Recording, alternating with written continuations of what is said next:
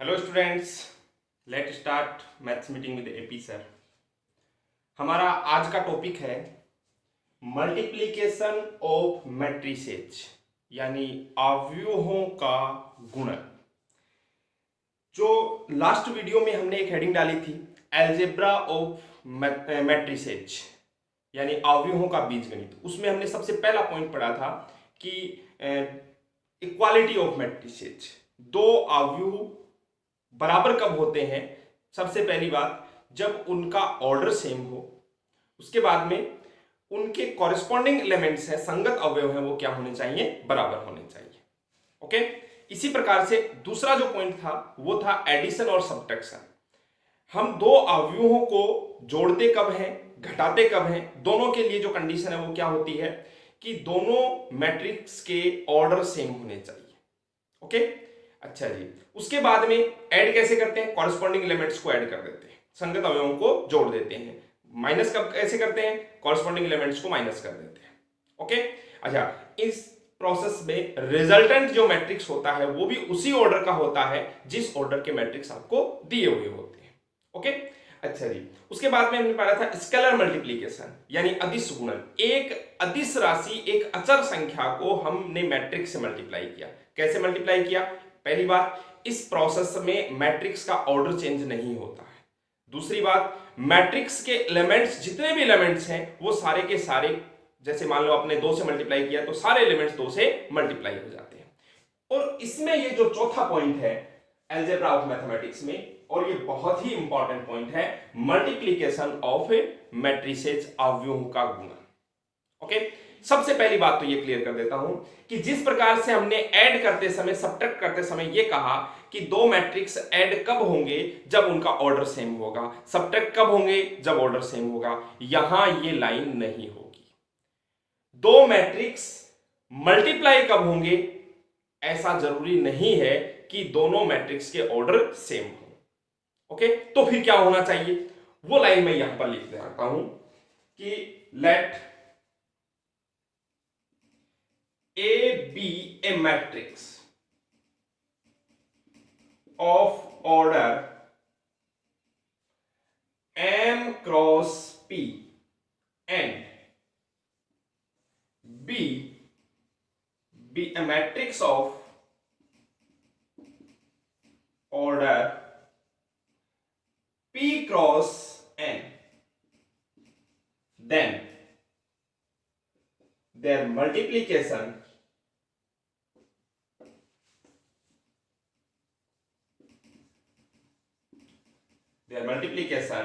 is possible।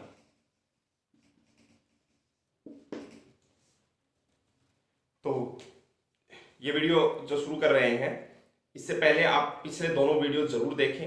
अगर आपने आज पहली बार ये वीडियो देख रहे हैं तो पिछले वाले वीडियोस भी जरूर देखें, क्योंकि वहां से आपको मैट्रिक्स का जो इंट्रोडक्शन है, टाइप्स ऑफ मैट्रिक्स है, ये सारी बातें पता चलेंगी, तब जाकर के इस टॉपिक को हम अच्छे से समझ पाएंगे। ओके, अच्छा, थोड़ा सा ये चीज फील हो रही है कि आप पढ़ाई रेगुलर नहीं कर रहे हैं, क्योंकि अगर पढ़ाई करते तो डाउट्स आते, और डाउट्स आते तो आप जो अपना टेलीग्राम वाला चैनल है उस पर डाउट्स सेंड करते, लेकिन ऐसा अब तक हुआ नहीं है। इसका मतलब सीधा सा है कि आप पढ़ाई नहीं कर रहे हैं। ठीक है, एग्जाम अब बहुत ज़्यादा टाइम नहीं है, बहुत ही कम समय में आपके एग्जाम होने वाली है, तो आपको पढ़ना शुरू कर देना चाहिए। ओके, अगर थोड़ा बहुत पढ़ रहे हैं तो अपने टाइमिंग को आप बढ़ा दीजिए। चलिए, अब आ जाओ इस टॉपिक के ऊपर। हिंदी में मैं बोल रहा हूं, यदि ए एक M क्रॉस P ऑर्डर का मैट्रिक्स है, इसका मतलब क्या है कि इस मैट्रिक्स में M रो है और P कॉलम है, and B is a matrix of order P cross N, यानी इसमें P रो है और N कॉलम है, then their multiplication is possible. यानी देखिए कंडीशन क्या है कि मैट्रिक्स A और B को मल्टीप्लाई कर रहे हैं, तो मैट्रिक्स A का ऑर्डर क्या है, M क्रॉस P, और मैट्रिक्स B का ऑर्डर क्या है, P क्रॉस N, यानी कि ये इक्वल होना चाहिए।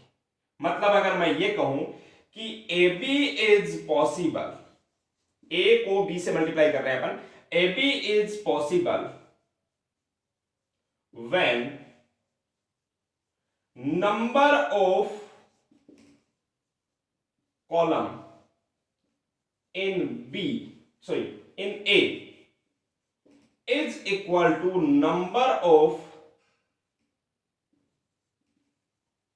Rows in B. मतलब ये हुआ कि पहली पोजीशन पर लिखे गए मैट्रिक्स के कॉलम्स और दूसरे मैट्रिक्स के रो आपस में क्या नहीं, नंबर ऑफ रो, मैं एलिमेंट्स की बात नहीं कर रहा हूं, number of columns is equal to number of row. किसमें? ए के तो कॉलम और बी की रो, ये आपस में क्या होनी चाहिए? इक्वल होनी चाहिए, then the multiplication is possible. अब दिमाग में क्या क्वेश्चन आएगा कि अच्छा जी, अगर आपको एक मैट्रिक्स दे दिया जाए ए 2 क्रॉस 3 का और दूसरा मैट्रिक्स बी दे दिया जाए 3 क्रॉस 4 का, तो देखिए ए और बी को मल्टीप्लाई पॉसिबल है? बिल्कुल पॉसिबल है। लेकिन अगर मैं बी और ए को मल्टीप्लाई करता हूं तो क्या ये पॉसिबल है? तो पहले बी का ऑर्डर लिखो 3 क्रॉस 4 और फिर ए का ऑर्डर लिखो 2 क्रॉस 3। अब ये बराबर नहीं है, इसका मतलब ए बी पॉसिबल है, बी ए पॉसिबल नहीं है। तो यहीं से एक बात दिमाग में बैठा लो कि जैसे नॉर्मली हम नंबर्स को मल्टीप्लाई करते हैं 2 गुणा 3 और 3 गुणा 2, एक ही बात होती है, मैट्रिक्स में ऐसा नहीं होता है। ए बी और बी ए इक्वल नहीं होता। मैं ये भी नहीं कह रहा कि कभी नहीं होता है, कभी कभार हो भी जाता है, बट सवाल क्या है मेरा कि ए बी अगर पॉसिबल है तो बी ए का पहली बात तो पॉसिबल होना ही जरूरी नहीं है, अगर पॉसिबल है तो उसका इक्वल होना जरूरी नहीं है। इक्वल होना जरूरी नहीं है, इस बात पर हम आगे बात करेंगे। अभी आप सोचिए कि एक मैट्रिक्स ए को बी से मल्टीप्लाई किया, ए का ऑर्डर है 2 क्रॉस 3 और बी का ऑर्डर है 3 क्रॉस 4, तो मल्टीप्लिकेशन पॉसिबल है। लेकिन अगर बी को ए से मल्टीप्लाई कर रहे हो तो मल्टीप्लिकेशन पॉसिबल नहीं है। क्यों नहीं है? क्योंकि हमने कंडीशन क्या लिखी है कि ए बी कब पॉसिबल है? जब पहले स्थान पर लिखी गई मैट्रिक्स के कॉलम्स, नंबर ऑफ कॉलम्स, और दूसरे स्थान पर लिखी गई मैट्रिक्स के नंबर ऑफ रो इक्वल होने चाहिए। ओके, तो हिंदी में चलिए लिख लीजिए, यदि ए m क्रॉस p क्रम का एक अवयव है तथा b p क्रॉस n क्रम का एक अवयव है तो उनका गुणन संभव है।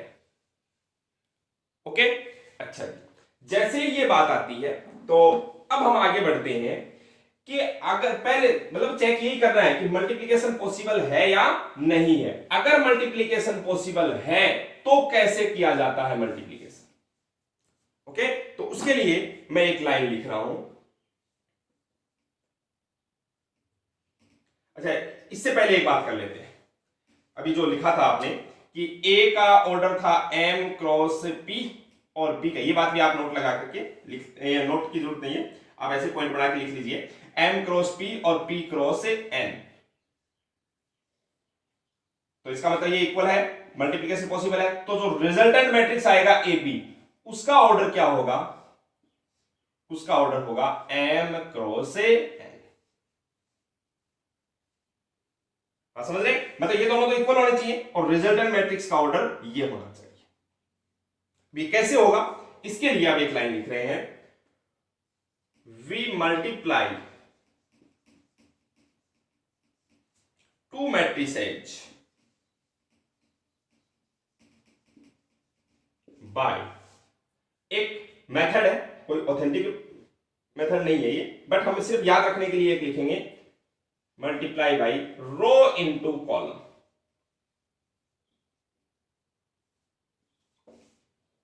अब ये क्या होता है रो इनटू कॉलम? इस मल्टीप्लाई को समझने के लिए मैं कुछ एग्जांपल्स आपके सामने ले रहा हूं। ध्यान दीजिए, अगर आपने मल्टीप्लिकेशन समझ लिया है इसका मतलब आपने मैट्रिक्स का एक बहुत बड़ा पार्ट क्लियर कर लिया। ओके, चलिए जी, मैं एक एग्जांपल आपके सामने ले रहा हूं। क्वेश्चन में हमारे पास में मैट्रिक्स ए है। मैट्रिक्स ए में एलिमेंट्स है 1 -3, समझ लीजिएगा पूरा ध्यान से, 2 2 1 -3 और 4 -3 -1। ओके, और मैट्रिक्स बी है 1 4 1 0 2 4 1 1 और 1 -2 1 2, ये मैट्रिक्स है। तो सबसे पहली बात, मैट्रिक्स ए का ऑर्डर क्या है? 3 क्रॉस 3। इसमें 3 रो है और 3 ही क्या है? कॉलम है।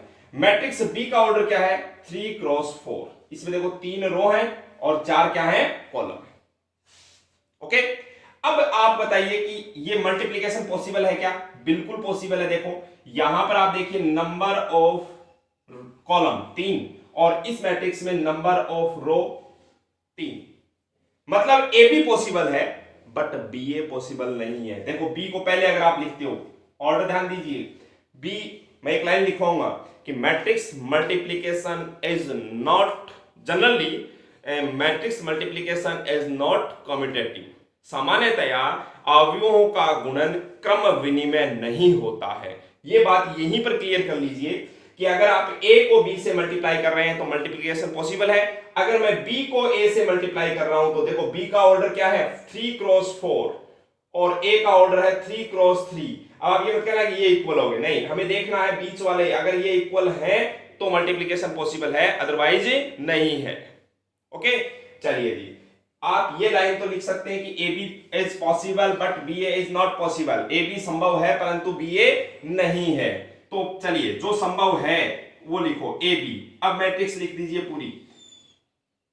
पहले ए मैट्रिक्स लिखिए आपने 1 -3 2। पहले ही एग्जांपल से समझ जाना, ज्यादा क्वेश्चंस नहीं लूंगा मैं, आपको समझना है और प्रैक्टिस करनी है। एनसीईआरटी और राजस्थान बोर्ड की बुक में आपको खूब सारे क्वेश्चन मिल जाएंगे जहां आपको मैट्रिक्स को मल्टीप्लाई करना है। और मान करके चलिए बोर्ड एग्जाम में एक छोटा क्वेश्चन या एक बड़ा क्वेश्चन डेफिनेटली मल्टीप्लीकेशन से रिलेटेड होता है। 1 - 2 1 2। अब देखो सबसे पहला मेरा क्वेश्चन ये है कि जो रिजल्टेंट मैट्रिक्स आएगा वो किस ऑर्डर का आएगा। तो देखो ये तो आपस में इक्वल है, इनको तो आप कैंसिल आउट कर दीजिए। रिजल्टेंट मैट्रिक्स जो आएगा वो आएगा 3 क्रॉस 4 का। किसका आएगा? 3 क्रॉस 4 का। अब 3 क्रॉस 4 का मैट्रिक्स आपके सामने मिलना है। अब वो कैसे मिलना है मैं यहां लिख रहा हूं।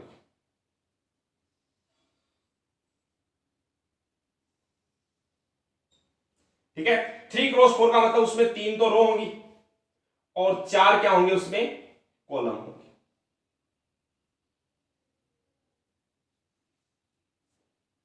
बात समझ रहे हैं? चलिए एक काम करते हैं, अपन थोड़ा सा स्पेस चाहिएगा अपने को, मैं ऊपर लिख लेता हूं इसको। ये ए और बी लिख लीजिए। आप क्वेश्चन लिख लो पहले।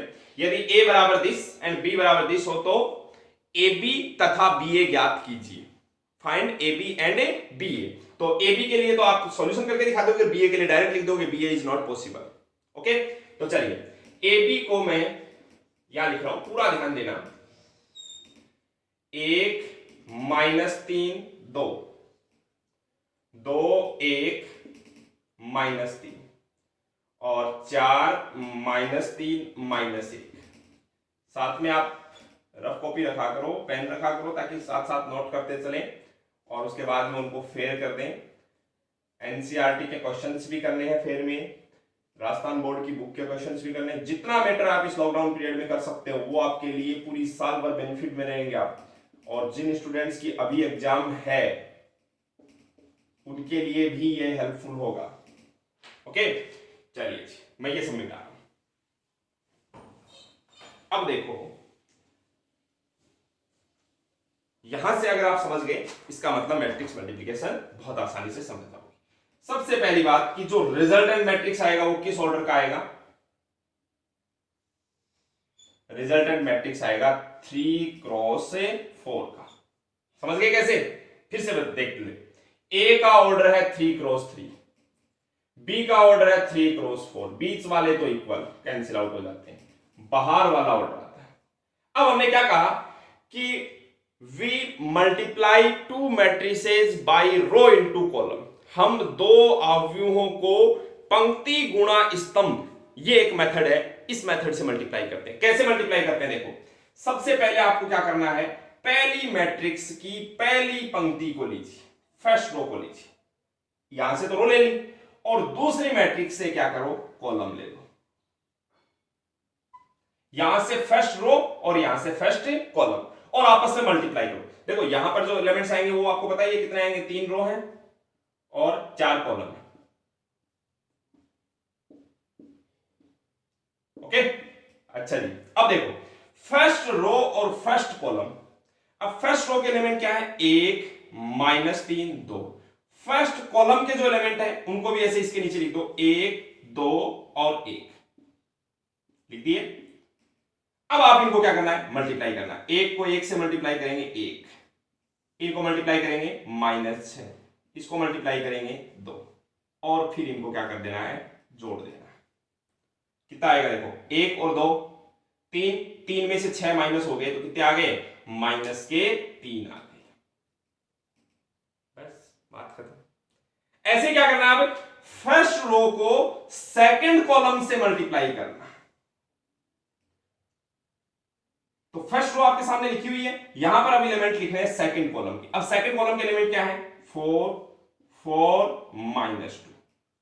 ओके, देखो इधर से फर्स्ट रो ही है अभी तक, फिर सेकंड कॉलम। सेकंड कॉलम कैसे लेंगे, 1 को 4 से मल्टीप्लाई करेंगे कितना जाएगा, 4। -3 को 4 से मल्टीप्लाई करेंगे कितना जाएगा, -12।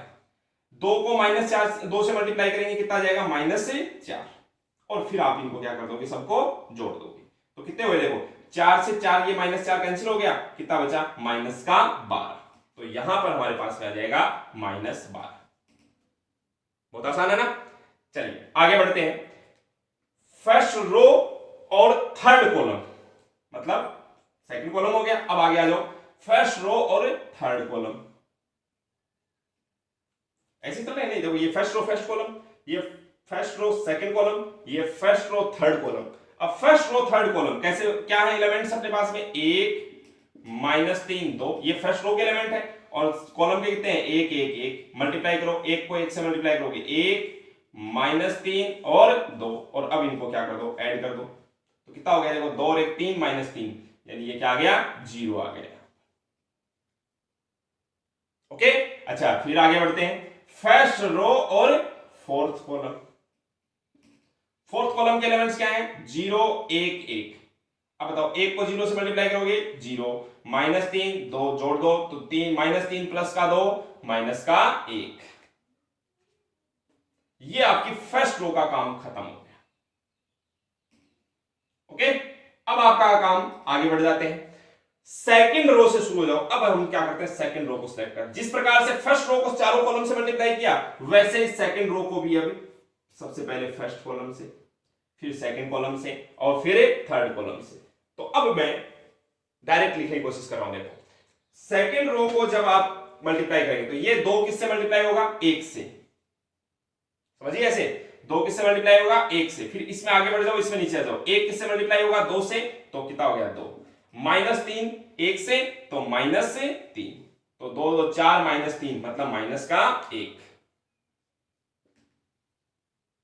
बात समझ रहे हैं। ऐसे ही आगे बढ़ते हैं, सेकंड रो और सेकंड कॉलम।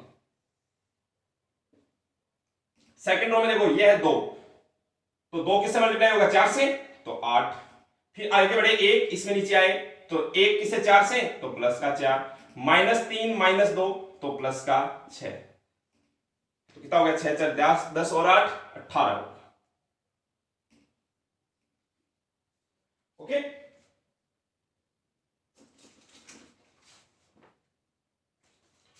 अब आगे बढ़ते हैं, सेकंड रो और थर्ड कॉलम। सेकंड रो में देखो 2 है, 1 है, -3 है। थर्ड कॉलम में क्या है, 1 1 1। तो देखो 2 को 1 से मल्टीप्लाई करेंगे 2, 1 को 1 से मल्टीप्लाई करेंगे 1, -3 को 1 से मल्टीप्लाई करेंगे -3, तो 2 और 1 3 -3 यानी 0।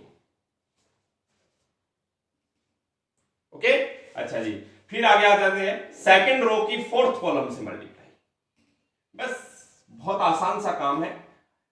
2 को 0 से मल्टीप्लाई करेंगे 0, 1 को 1 से मल्टीप्लाई करेंगे 1, -3 को 1 से मल्टीप्लाई करेंगे -3, 1 -3 मतलब माइनस का 2।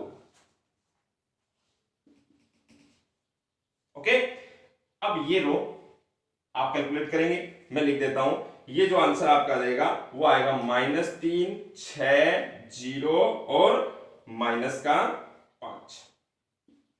अच्छा ये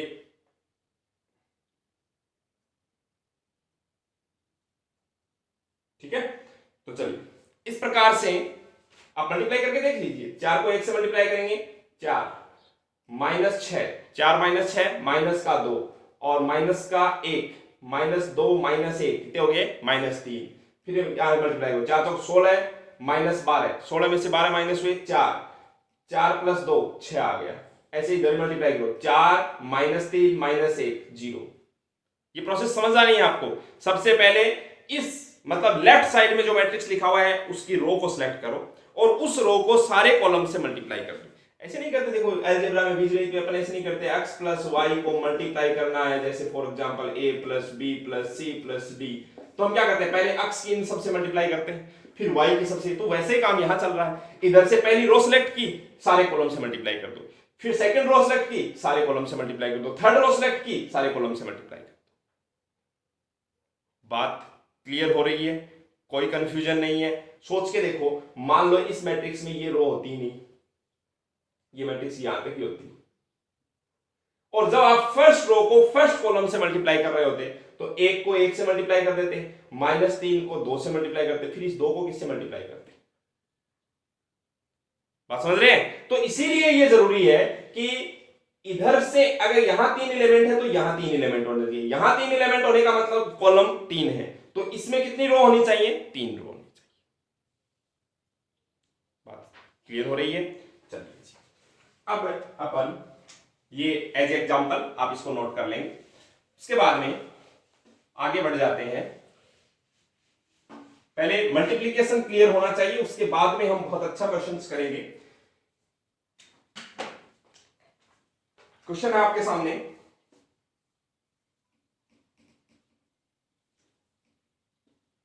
कि एक मैट्रिक्स लिखा हुआ है 2 1 5 9। ओके, अच्छा जी, और फिर यहां पर दूसरा मैट्रिक्स लिख दिया, और दूसरा मैट्रिक्स है 2 3 1 1 0 9। ओके, अब आपसे पूछा जा रहा है कि इन दोनों का मल्टीप्लिकेशन क्या है, दोनों का प्रोडक्ट क्या है।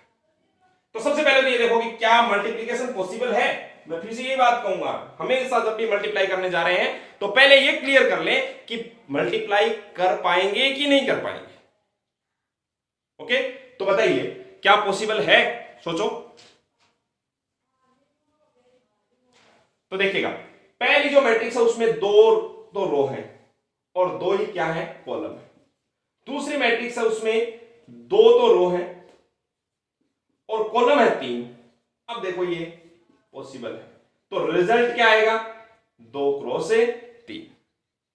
तो रिजल्टेंट मैट्रिक्स में यहां लिख रहा हूं 2 क्रॉस 3, 2 तो रो और कॉलम कितने, 3। अब देखो यहां पर क्या क्या कैसे आएंगे। सबसे पहले first row first column direct करना सीख जाओ। अब फर्स्ट रो फर्स्ट कॉलम, तो 2 को 2 से मल्टीप्लाई करेंगे 4, आगे बढ़ जाओ, प्लस 1 को किससे मल्टीप्लाई करेंगे 1, 4 और 1 5। ये हवा में होनी चाहिए कैलकुलेशन, कितना हो गया 4 और 1 5। ऐसे ही फर्स्ट रो सेकंड कॉलम, तो 2 को किससे 3 से 6, इसमें आगे बढ़ो इसमें नीचे आओ, 1 को 0 से मल्टीप्लाई किया 0, 6 और 0 6। आगे आ जाओ, 2 को किससे मल्टीप्लाई करो 1 से 2, इसमें आगे बढ़ो इसमें नीचे आओ, 1 को 9 से, तो 9 और 2 11। माइनस प्लस का भी ध्यान रखना। और एक सबसे बड़ी बात, अगर आपने एक एंट्री गलत लिख दी तो पूरा मल्टीप्लिकेशन गलत ही माना जाएगा, उसको सही नहीं माना जाएगा। ठीक है, तो बहुत ही सावधानी पूर्वक आपको कैलकुलेशन करनी है। अगर आप ऐसे नहीं कर पाते हैं डायरेक्ट, तो रफ कॉपी में जैसे अभी शुरू में लिखा था, जैसे मान लो ये लिख रहा हूं मैं, सेकंड रो को फर्स्ट कॉलम से मल्टीप्लाई करना, तो सेकंड रो लिख लो 5 और 9, फर्स्ट कॉलम लिख लो 2 और 1, मल्टीप्लाई करो 10 9 ऐड कर दो, कितना हो गया 19। समझ रहे हैं? तो इसी प्रकार से यहां पर बताइएगा सेकंड रो सेकंड कॉलम, तो 15 और 0, तो ये 15 हो गया। ये बताओ 5 और 81, 9 को 9 से मल्टीप्लाई करेंगे, 81 और 5 86, ये आपका रिजल्ट आ गया। बात क्लियर हो रही है? तो इस प्रकार से हम दो मैट्रिक्स को मल्टीप्लाई करते हैं। ओके, अच्छा जी, मान लो ये क्वेश्चन ऐसे होता, एक नए क्वेश्चन के रूप में लिख लेना इसको, सिर्फ इसमें ऐसे ही होता, 2 क्रॉस 2 की ये पहली मैट्रिक्स होती और 2 क्रॉस 2 की ही दूसरी मैट्रिक्स होती। ठीक है, इस मैट्रिक्स को मैं ए नाम दे रहा हूं और इस मैट्रिक्स को बी नाम दे रहा हूं, और आपसे कहा गया है find A B and B, यानी ए बी तथा बी ए ज्ञात कीजिए। देखो, जब दोनों मैट्रिक्स स्क्वायर मैट्रिक्स है, मतलब पहली मैट्रिक्स भी 2 क्रॉस 2 की है और दूसरी भी 2 क्रॉस 2 की है। अब ये ए बी लिखा हुआ है चाहे बी ए लिखा हुआ है, इस केस में दोनों साइड से मल्टीप्लीकेशन पॉसिबल है क्योंकि ये सेम आ रहा है, मतलब A B and B A both are possible. अब आपके दिमाग में क्या बैठ जाएगा कि ए बी और बी ए दोनों सिर्फ स्क्वायर मैट्रिक्स में ही संभव है क्या? नहीं, और भी पॉसिबल हो सकते हैं। कैसे? जैसे मान लो मैं आपके सामने एक मैट्रिक्स ए लिख देता हूं और ए है 2 क्रॉस 3 की, मतलब 2 रो है और 3 कॉलम है। मैट्रिक्स बी लिख दी मैंने 3 क्रॉस 2 की। अब देखो इक्वल है दोनों, इसका मतलब मैट्रिक्स ए बी पॉसिबल है, और ए बी पॉसिबल है तो ए बी किस ऑर्डर का आएगा? 2 क्रॉस 2 का आएगा। बाहर वाला ही बात है, क्लियर हो रही बात? अच्छा, बी ए की बात करूं तो बी का ऑर्डर पहले लिखो, बी क्या है? 3 क्रॉस 2 और ए क्या है? 2 क्रॉस 3। अब पॉसिबल है? बिल्कुल पॉसिबल है, बीच वाले इक्वल आ रहे हैं। अब जो रिजल्टेंट मैट्रिक्स आएगा बी ए, वो किस ऑर्डर का आएगा? 3 क्रॉस 3 का आएगा। इस बार बाहर क्या है? 3 क्रॉस 3। तो यहां से एक बात क्लियर होगी कि ए बी और बी ए अगर पॉसिबल है तो it is not necessary that A B is equal to B. आप देख सकते हैं ए बी और बी ए के ऑर्डर, ए का ऑर्डर है 2 क्रॉस 2 और बी ए का ऑर्डर है, ए बी का ऑर्डर है 2 क्रॉस 2 और बी ए का ऑर्डर है 3 क्रॉस 2, सॉरी 3 क्रॉस 3। क्या 2 क्रॉस 2 3 क्रॉस 3 के इक्वल हो सकता है? नहीं हो सकता। इक्वालिटी वाला नियम। बात क्लियर हो रही है? इसका मतलब यह है कि ए बी एक अलग बात है, बी ए अलग है, दोनों का आपस में कोई लिंक नहीं है। पहली बात तो ए बी संभव है तो यह जरूरी नहीं है कि बी ए हो, अगर संभव है तो इक्वल होना जरूरी नहीं है। कुछ स्पेशल केसेस में ए बी और बी ए इक्वल हो जाते हैं, तब हम कहते हैं A B and B A commute to each other, यानी ए बी और बी ए परस्पर क्रम विनिमय है।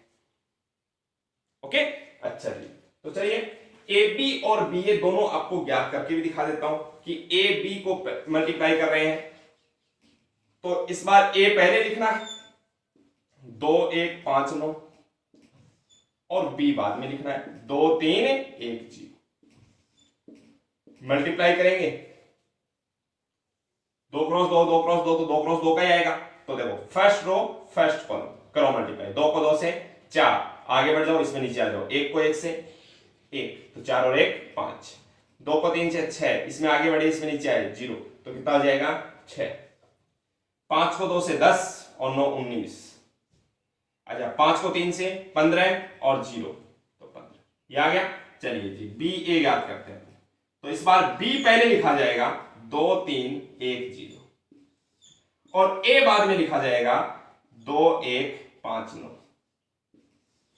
अब इनको मल्टीप्लाई करते हैं, देखो फर्स्ट रो फर्स्ट कॉलम, तो 2 को 2 से मल्टीप्लाई किया 4, इसमें आगे बढ़े और इसमें नीचे आए तो 3 को 5 से मल्टीप्लाई किया 15, 4 और 15 19, पता चल गया यहीं पर। अगर ये दोनों इक्वल आए तो इसका मतलब क्या होना चाहिए, यहां पर 5 है तो यहां 5 ही आना चाहिए था, लेकिन यहां आ गया 19। बात समझ रहे हैं? अच्छा जी, फिर आगे बढ़ते हैं। फर्स्ट रो सेकंड कॉलम, 2 को 1 से मल्टीप्लाई किया 2, 9 को 3 से 27, 27 और 2 29।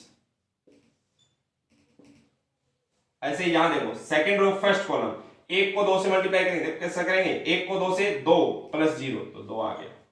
या देखो 1 को 1 से मल्टीप्लाई किया 1 प्लस 0 तो कितना आ गया 1 आ गया। क्या ये दोनों इक्वल हैं? बिल्कुल नहीं है।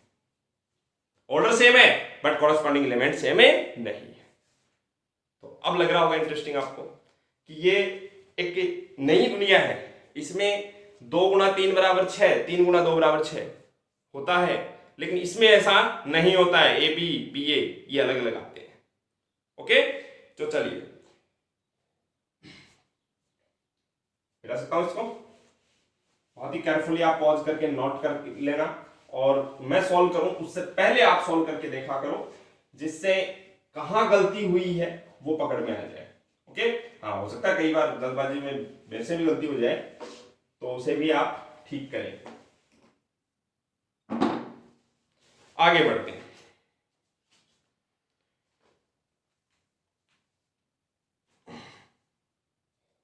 एक क्वेश्चन आपके लिए लिख रहा हूं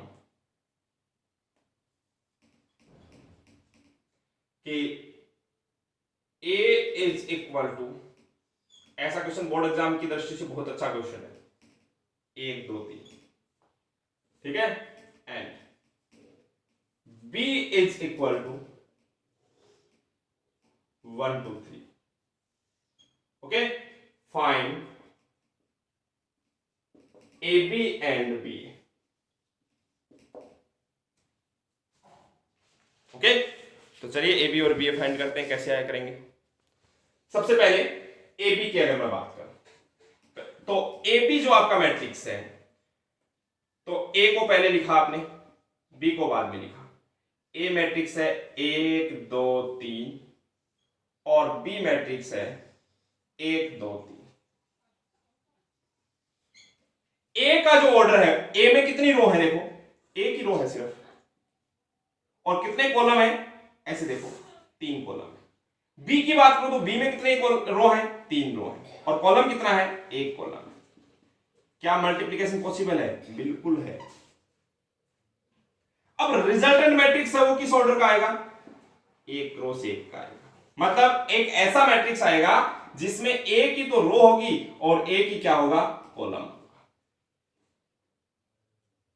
बात समझ रहे हैं? तो एक रो, ये रही रो और ये रहा कॉलम, कॉरेस्पॉन्डिंग एलिमेंट्स को मल्टीप्लाई कर दो। 1 को 1 से मल्टीप्लाई किया 1, 2 को 2 से मल्टीप्लाई किया 4, 3 को 3 से किया 9, ऐसे तो करेंगे। इसमें तो लेफ्ट टू राइट और इसमें अपर टू लोअर, ये तो चलेंगे। अब इनको ऐड कर देना, तो 4 और 1 5 और 9 और 5 14, ये आपका आंसर आ गया, 1 रो से 1 ही में।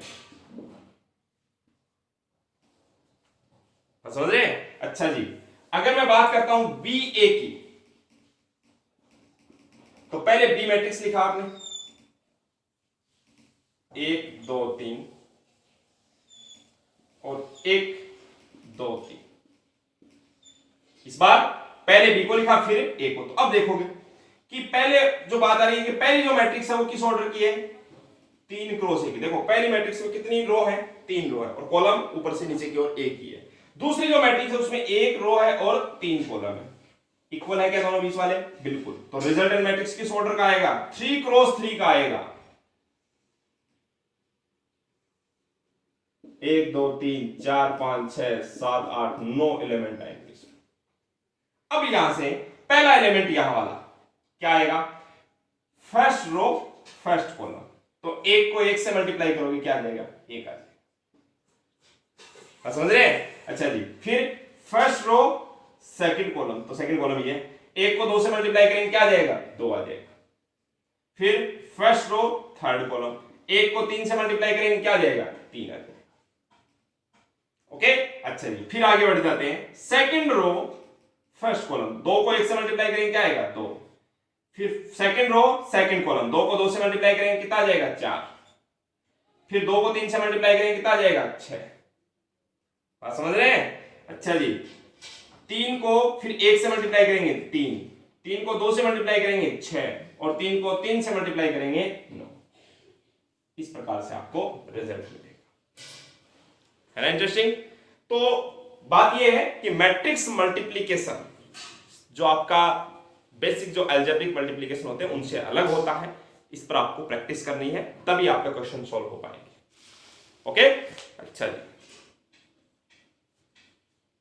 मिटा रहा हूं मैं।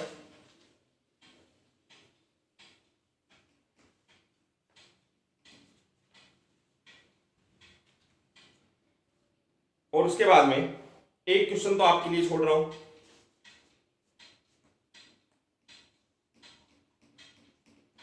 क्वेश्चन में ए दे रखा है 1 2 3 0, और 4 1।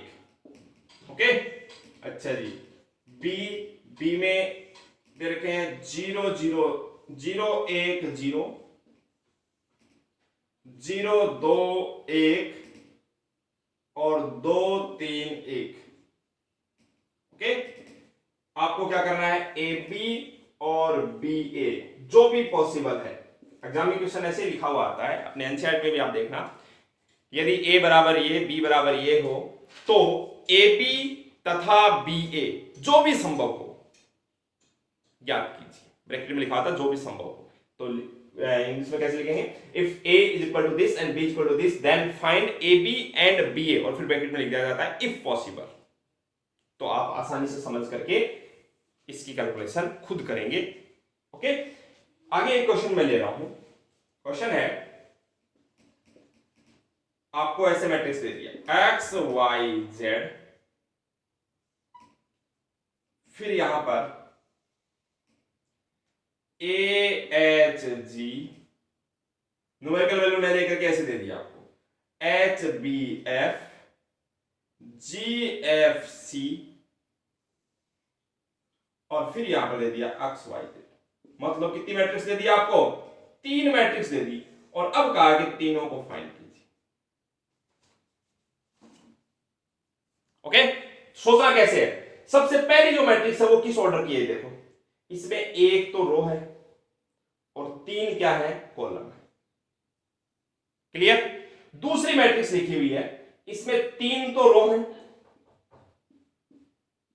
और 3 कॉलम है। ओके, अच्छा लास्ट वाले में देखो कितने रो है, 3 रो है और कॉलम कितना है, 1। अब तीनों का प्रोडक्ट, तीनों का मल्टीप्लिकेशन पॉसिबल है कि नहीं है, देखो क्या ये इक्वल है, क्या यहां पर इक्वल है बीच वाले, बिल्कुल।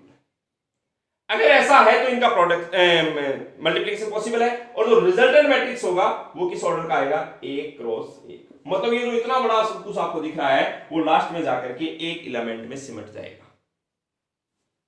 इंटरेस्टिंग, तो कैसे, देखो सबसे पहले आपको क्या करना है, कोई से भी 2 ले लो। अच्छा एक और बात, सीक्वेंस आपको ये दे दिया, ये दे दिया, ये ए बी सी, तो आपको ए को बी से मल्टीप्लाई करना है, फिर बी को जो रिजल्ट आए उसको सी से। आप ऐसे भी कर सकते हो, बी को सी से करो, जो रिजल्ट आए उसको ए से। ठीक है, ये प्रॉपर्टी लिखेंगे अपन आगे कि अगर 3 मैट्रिक्स है तो एबीसी और एबीसी अगर आपको सोल्व करना है तो ब्रैकेट आप कहीं भी लगा दो, पहले इनको सोल्व कर लो चाहे पहले इनको सोल्व कर लो, रिजल्ट सेम आएगा। मतलब ये एसोसिएटिव होता है, साहचर्य होता है, कॉम्यूटेटिव नहीं होता, ध्यान रखें, क्रम विनिमय नहीं होता बल्कि साहचर्य होता है। हाँ, इनका सीक्वेंस नहीं चेंज हो जाए कि ए को बी से मल्टीप्लाई कर रहे हैं फिर सी इधर लिख दिया, नहीं, सीक्वेंस तो वही रहना चाहिए एबीसी। ओके, अच्छा जी, अब मैं यहां मल्टीप्लाई कर रहा हूं, देखो पहले इसको इससे मल्टीप्लाई किया, इसमें एक ही रो है और 3 है कॉलम, तो 1 रो और 3 कॉलम, तो क्या करेंगे आप, पहली रो को पहले कॉलम से मल्टीप्लाई करो, एक्स को किससे मल्टीप्लाई करोगे, ए से, तो ये आ गया ए एक्स, फिर इसमें आगे बढ़े वाई को एच से तो एच वाई, फिर इसमें आगे बढ़े इसमें नीचे आए प्लस जी जेड। अब ये एक एलिमेंट आया है, ये नहीं है कि ये 3 आए हैं। अगर A B A H G X Y Z इनकी न्यूमेरिकल वैल्यू होती है, जैसे यहां होता है 1 2 3, यहां पर होता मान लो 4 5 6, तो 1 को 2 से मल्टीप्लाई, 1 को 4 से, इनको मल्टीप्लाई करके रिजल्ट को मर्ज करके लिख देते, लेकिन अब नहीं कर सकते हम, समझ रहे?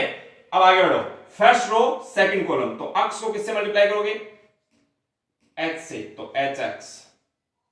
ओके, फिर y को b से तो by, z को f से तो fz। ओके, फिर एक रो है कॉलम, थर्ड कॉलम से, तो g को x से करोगे तो gx, फिर आगे बढ़े y को f से तो fy, फिर z को c से तो cz, और अब मल्टीप्लाई करेंगे आप एक जो अभी बच गई x y z, अभी तो सिर्फ इन दोनों का मल्टीप्लिकेशन हुआ है। अब जो रिजल्ट आया है इन दोनों का मल्टीप्लिकेशन वो किस ऑर्डर की मैट्रिक्स है, देखो इसमें एक तो रो है और कॉलम कितने हैं, 3 कॉलम है, देखो एक एलिमेंट ये है, एक ये है, एक ये है, तो 1 कॉलम 2 कॉलम और 3 कॉलम। ओके, अब आगे बढ़ते हैं, अगली जो स्टेप है उसमें क्या होगा, ये मैट्रिक्स इससे मल्टीप्लाई, इस मैट्रिक्स में सिर्फ एक ही रो है, और इस मैट्रिक्स में एक ही कॉलम है, तो रो को कॉलम से मल्टीप्लाई करना है, तो पहले एलिमेंट को अक्स से मल्टीप्लाई कर दो। तो पहला एलिमेंट क्या है, ax plus H Y plus G Z, multiply किससे हो जाएगा, अक्स से। ओके, फिर आगे प्लस, आगे बढ़ जाओ, प्लस दूसरे को दूसरे से, यानी H X plus B Y plus F Z, multiply किससे हो जाएगा, वाई से। और फिर आगे बढ़ जाओ, प्लस थर्ड को थर्ड से, तो कितना हो जाएगा, G X plus F Y plus C Z, multiply किससे हो जाएगा, जेड से। अब ये तीन एलिमेंट नहीं है, ये पूरा अगर इनकी न्यूमेरिकल वैल्यू होती तो पूरा मर्ज होकर के सिर्फ एक बन जाता, सिमट जाता है, लेकिन अभी नहीं होगा, अभी आपको ऐसे ही लिखना होगा। हाँ, इसको थोड़ा सा सोल्व कर सकते हैं आप। देखो आप यहां लिखेंगे ax जब x से मल्टीप्लाई होगा तो क्या आ जाएगा, ax स्क्वायर, by जब y से मल्टीप्लाई होगा तो हो जाएगा by स्क्वायर, और जब देखो यहां पर cz z से मल्टीप्लाई होगा तो आ जाएगा cz स्क्वायर।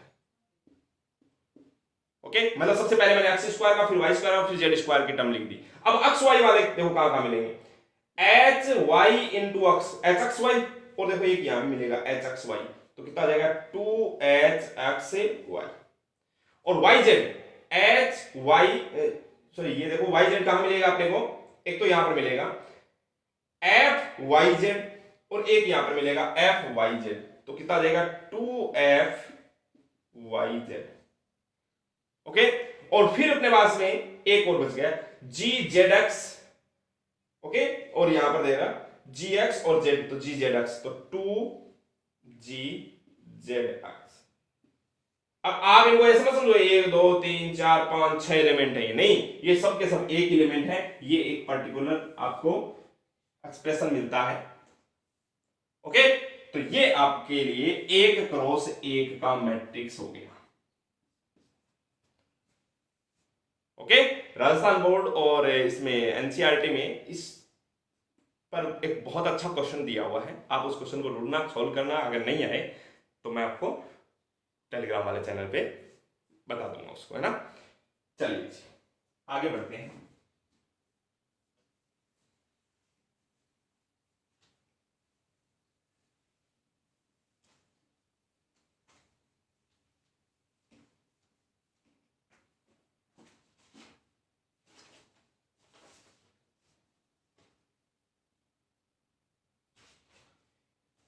अच्छा जी, पहले एक नोट लिख लो। नोट में ये है कि अगर एक डायगोनल, नोट लिखो चाहे एज ए क्वेश्चन लिखो, कि एक डायगोनल मैट्रिक्स है ए,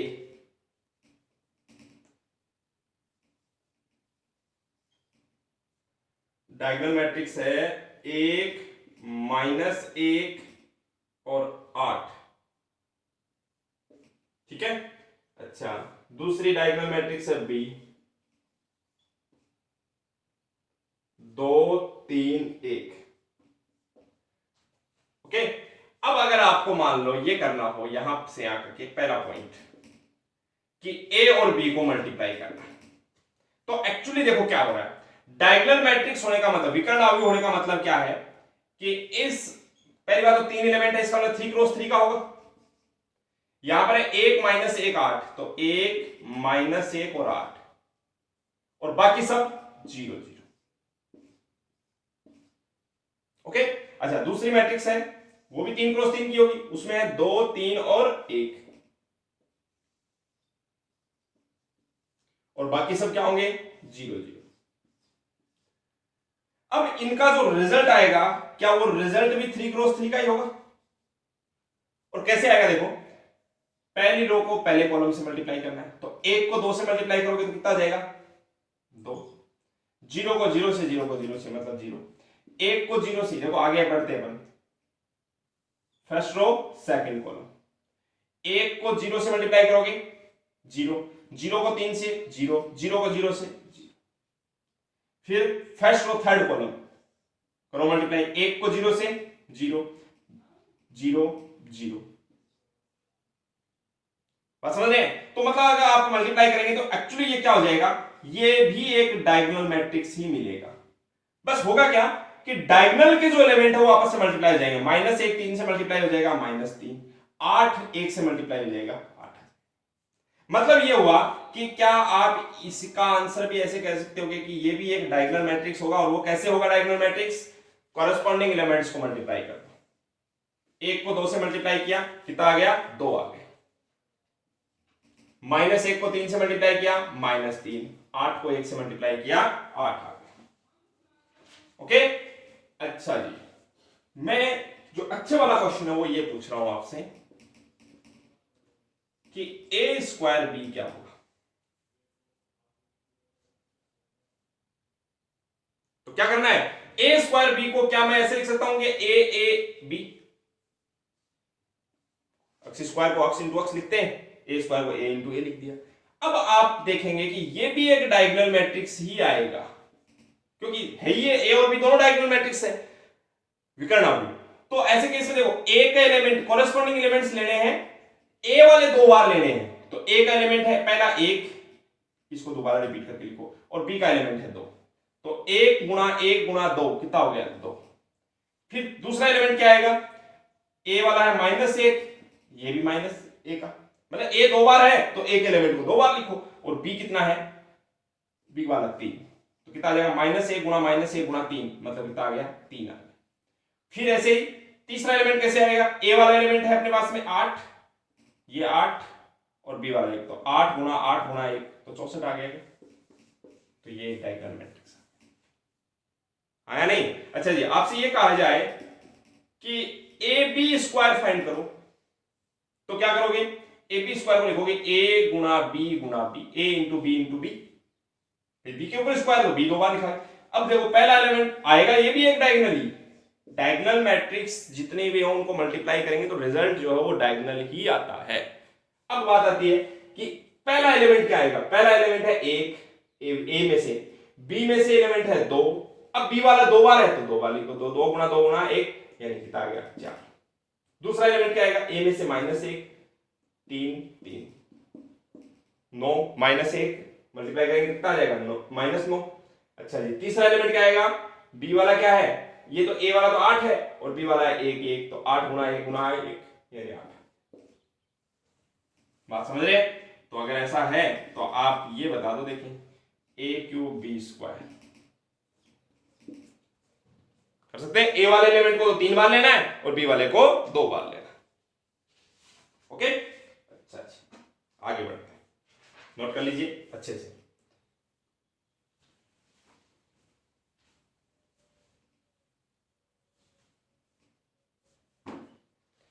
एक बहुत ही इंटरेस्टिंग और बहुत ही अच्छा क्वेश्चन आपके सामने लिखा, आपको ऐसे लिख करके दे रखा है, a is equal to cos alpha sin alpha minus sin alpha cos alpha, और क्वेश्चन कह रहा है फाइंड a की पावर n। अच्छा, एक बात यही पर मैं क्लियर कर देता हूं कि जैसे या लगाया ना अपने, स्क्वायर लगाया, क्यूब लगाया, ये सब सिर्फ और सिर्फ स्क्वायर मैट्रिक्स में ही पॉसिबल है। अगर एक मैट्रिक्स ए है वो 2 क्रॉस 3 का है, और आप ये कहोगे a², तो a² का मतलब होगा a गुणा a। ये मैट्रिक्स है 2 क्रॉस 3, ये है 2 क्रॉस 3, तो क्या ये पॉसिबल है? क्या a² करना पॉसिबल है? बिल्कुल नहीं है। a², a³ a की पावर 3, a की पावर 4, a की पावर 5, a की पावर 6, ये सब तभी पॉसिबल है जब आप किसी भी मैट्रिक्स के बारे में ये कहें कि ये एक स्क्वायर मैट्रिक्स। जैसे अगर मान लो एक मैट्रिक्स 2 क्रॉस 2 का है, तो इसका मतलब a² equal a into a, ये भी 2 क्रॉस 2, ये भी 2 क्रॉस 2, और पॉसिबल है कि नहीं है? बिल्कुल है पॉसिबल। अच्छा, a³ पॉसिबल है कि नहीं है? तो a। अब आपको पता है, जैसे मान लो a 3 क्रॉस 3 का है, तो ये 3 क्रॉस 3, 3 क्रॉस 3, 3 क्रॉस 3 पॉसिबल है, बीच वाले बराबर आ रहे हैं, बाहर वाला रिजल्ट भी।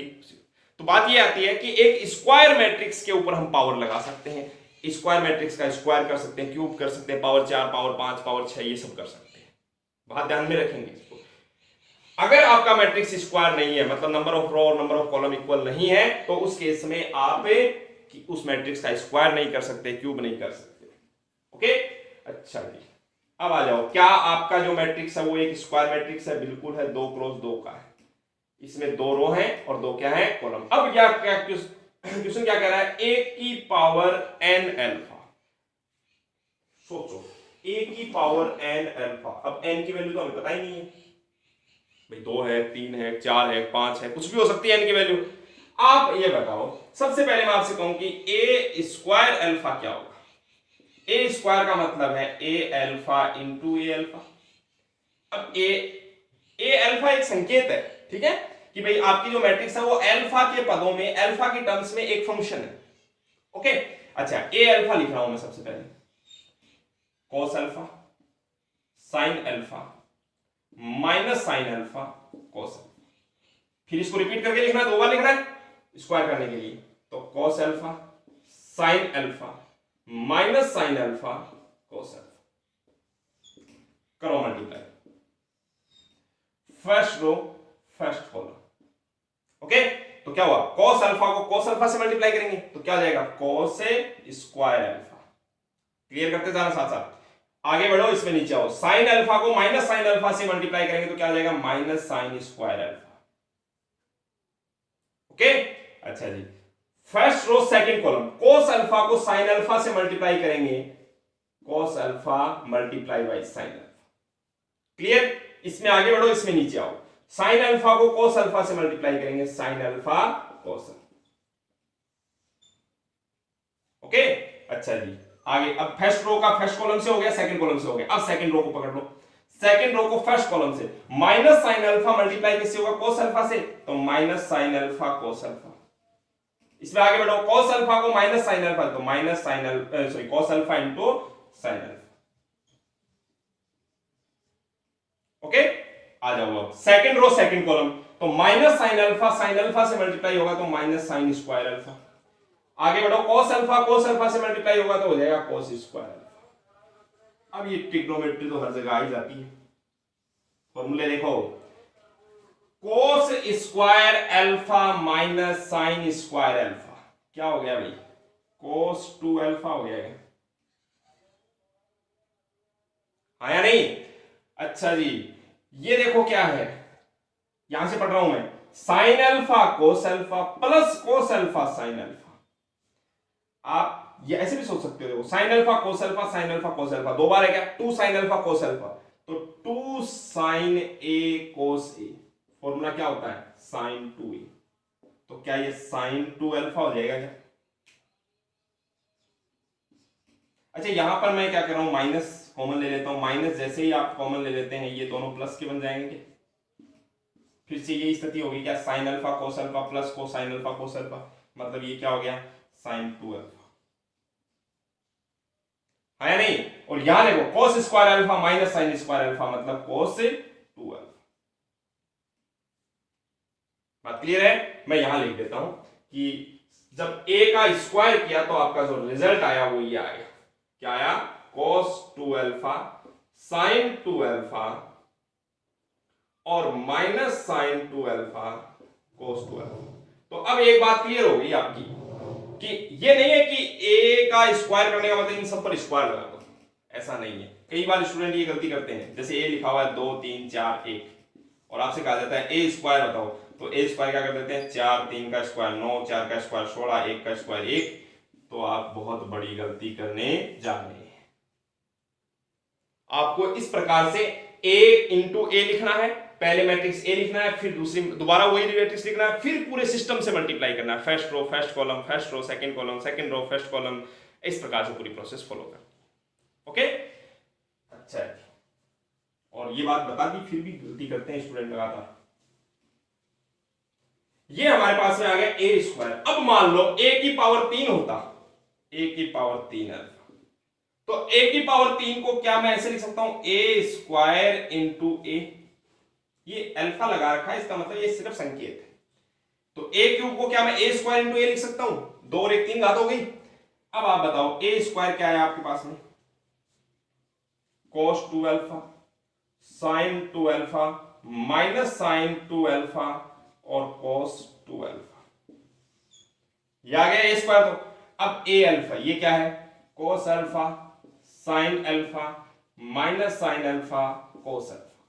अब करो मल्टीप्लाई फिर से उसी प्रोसेस से, first row first column. cos 2 alpha को cos अल्फा से मल्टीप्लाई करेंगे तो cos 2 alpha cos alpha.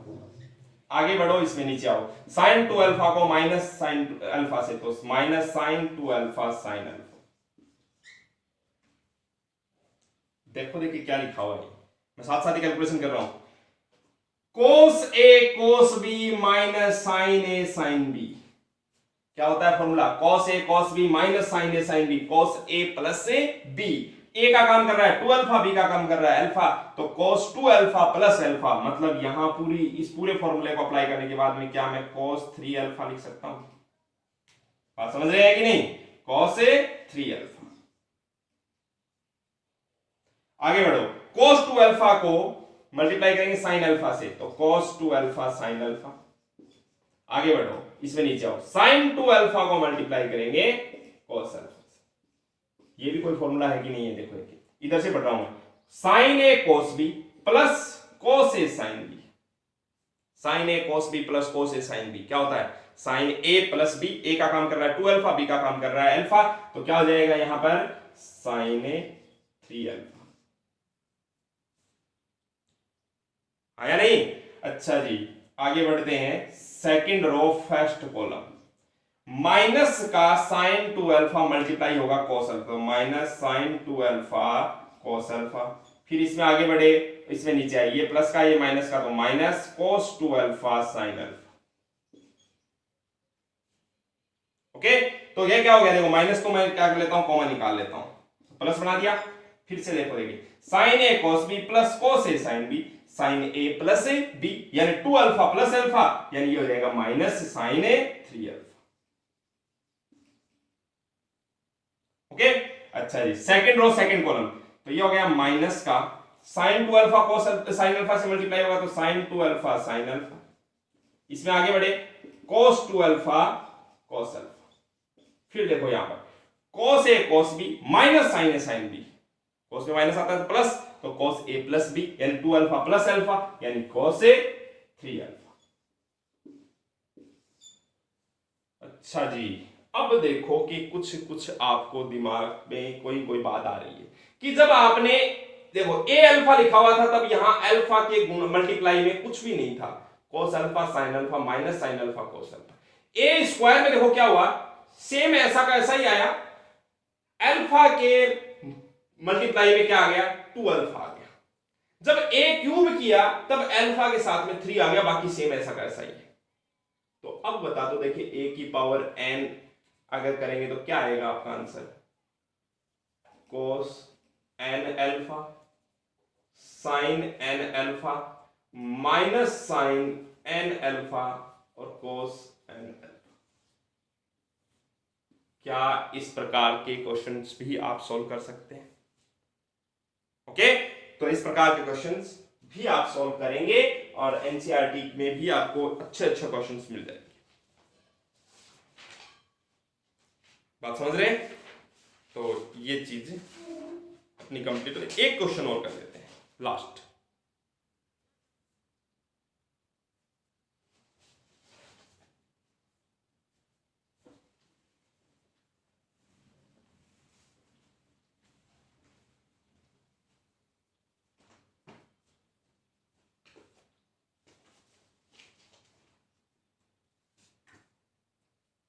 Question है a is equal to 1 2 1 minus 1 0 1, ठीक है, और b है 1 1 2 1 माइनस 1 1 0 2 2 3 1 माइनस 1, ठीक है। और आपको कहा गया है find the value of BR3 A to R is equal to 1 2 3। JEE Main के लेवल का क्वेश्चन। अब सोचो, ए और बी आपको दे दिया, जैसे ये क्वेश्चन दिखेगा तो हम क्या करेंगे, अगले क्वेश्चन पे बढ़ जाएंगे, जबकि ये क्वेश्चन बहुत आसान है। कैसे है आसान वो देखो। सिग्मा का मतलब, समेशन का मतलब क्या होता है, जोड़ना। लेकिन उससे पहले देखो, आर की वैल्यू 1 से 3, तो आर की वैल्यू सबसे पहले, ये मत देखो, एक बार पहले देख लेंगे बाद में। आर की वैल्यू सबसे पहले आपको क्या करनी है, 1 पुट करनी है। आर की वैल्यू सबसे पहले 1 पुट की, तो ये क्या हो गया, B13, है नहीं। आर की वैल्यू 1 पुट करेंगे तो ये हो जाएगा A21, ठीक है। फिर आर की वैल्यू पुट करने है 2, तो 2 पुट करने पर ये क्या हो जाएगा, B23 और A22। बात क्लियर हो रही है, B23 और A22। फिर आगे बढ़ जाओ, आर की वैल्यू 3 पुट करनी है और B33 A23, और समेशन लगा हुआ है, इसका मतलब आपको क्या करना है, इन सबको जोड़ना है। आर की शुरुआत कहां से होगी, 1 से, और एंडिंग कहां पर होगी, 3 पर। आर की वैल्यू सबसे कम 1 और उसके स्थिति है 3। बात क्लियर है। आर की वैल्यू आपको जैसे ही दे दी जाती है, आप उसके अकॉर्डिंग ये लिखते जाए। आर दे दिया, यहां पर आई दे दिया, कुछ भी इस प्रकार से दे दिया, पी दे दिया, पी इक्वल टू 1 2 3। समझ रहे समेशन के बारे में। अब आपका काम क्या है, सिर्फ और सिर्फ काम इतना सा है कि मैट्रिक्स को देखो और उन एलिमेंट्स को पहचानो। देखो B13 मतलब मैट्रिक्स B में फर्स्ट रो थर्ड कॉलम का एलिमेंट क्या है, फर्स्ट रो और थर्ड कॉलम का एलिमेंट है 2, तो यहां पर क्या आ जाएगा, 2। बात समझ रहे हैं, यहां पर आओ, A स्मॉल A23, इसका मतलब क्या है कि मैट्रिक्स A में सेकंड रो फर्स्ट कॉलम का element, second row first column, तो ये रही सेकंड रो फर्स्ट कॉलम, ये रहा। आप समझ रहे हैं, तो सेकंड रो फर्स्ट कॉलम का एलिमेंट है -1 प्लस B23, B मैट्रिक्स में सेकंड रो थर्ड कॉलम, तो सेकंड रो और थर्ड कॉलम 0। A मैट्रिक्स में second row second column 0 plus B33 third row third column, तो थर्ड रो थर्ड कॉलम का element है 1। A23 मतलब second row third column का 1। अब देखो ये कितना हो गया, 2 इंटू -1 -2 प्लस 0 प्लस 1 मतलब -1। ये आपका आंसर।